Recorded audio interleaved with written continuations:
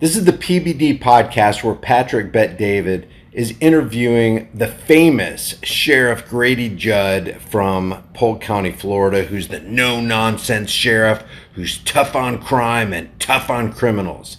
Listen to what Patrick Bet David asks him and listen to how Sheriff Grady Judd responds. Criminal came in, shot him from the back, if I'm not mistaken, shot him 6 or 8 times. And then you guys shot this guy 68 times. And when the media asked you, why shoot him 68 times? Your answer was, we ran out of bullets. We would have shot him more. Where does that come from? Well, it comes from the heart, and it comes from the soul, and it comes from what the overwhelming majority of the people are thinking. The overwhelming majority of the people are thinking that the criminal should be filled with 68 bullets, and the only reason they stopped shooting was because the sheriff says, we ran out of bullets. I don't believe that, because a SWAT team, he's going to say in a second that a SWAT team was sent out to apprehend this guy. I don't know the ins and outs of the situation, but we do know that many, many times the people who are shot and killed, I mean, an alarming percentage of the time, people are shot and killed by the police and they literally did nothing wrong, like Daniel Shaver, like Kelly Thomas, like James Boyd, and the list can go on and on. Even Johnny Hurley, and I'll keep bringing up Johnny Hurley because that's a very unique case. In Arvada, Colorado, there was a gunman who would set out to take extra guns and extra ammo to eliminate, let's say, the entirety of the Arvada Police Department. And they were shaking in their shoes.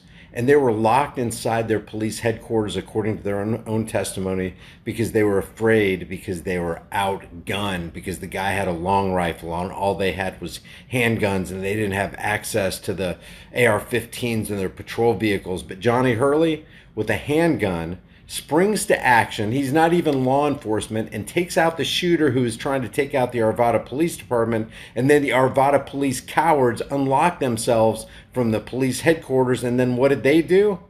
They shot the hero of the story. They ended Johnny Hurley's life.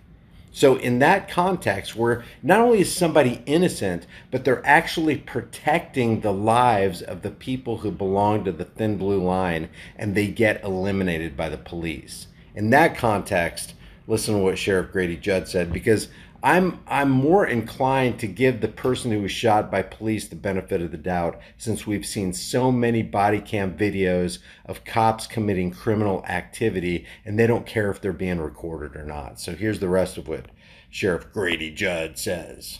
Guy shot and killed our canine, shot and killed our canine handler, shot the backup deputy, then took the dead canine handler's firearm, ran into the woods.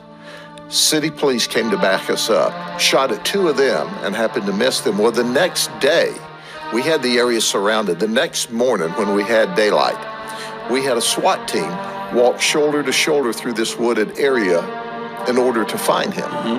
Well, he pointed the dead deputy's gun at a SWAT team. Criminal came in, shot.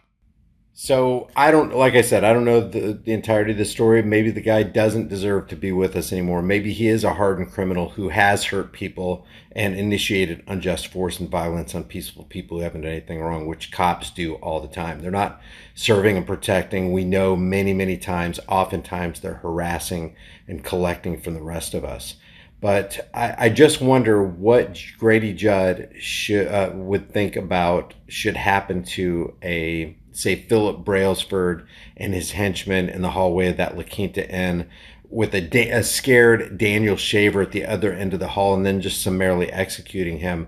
What Sheriff Grady Judd thinks should happen to Philip Brailsford, because what ended up happening to Philip Brailsford, the cop who shot Daniel Shaver, is he was acquitted, even though he committed his crime on camera.